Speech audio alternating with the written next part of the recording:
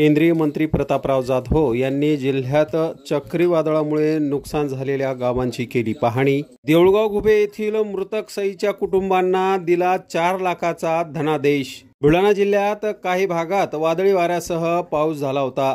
वादळी पावसामुळे शेतमालाचे मोठ्या प्रमाणात नुकसान झाले होते। अनेकांच्या घरावरील टीनपत्रे उडून गेली होती। केंद्रीय मंत्री प्रतापराव जाधव यांनी 15 जूनला जिल्ह्यात दाखल झाल्यानंतर त्यांनी नागरिक सत्कार बाजूला ठेवून नुकसानग्रस्त भागाची पाहणी केली। सई साखरे नावाची 6 महिन्याची चिमुकली छताला बांधलेल्या झोक्यासह उडून गेली होती।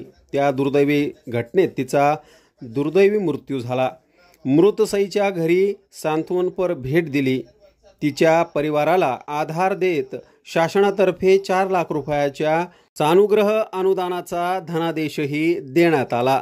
चिखली तालुक्यातील मेराबुजुर्ग येथील शेतकरी रामेश्वर पडघान आणि त्यांचा मुलगा वैभव यांना विजेचा करंट लागल्याने मृत्यू झाला होता। या कुटुंबियांच्या घरी केंद्रीय मंत्री यांनी सांत्वनपर भेट देऊन त्यांच्या कुटुंबियांचं सांत्वन केलं। केंद्र आणि राज्य सरकार आपल्या सोबत आहे। नुकसानग्रस्तांना तातडीने मदत मिळेल।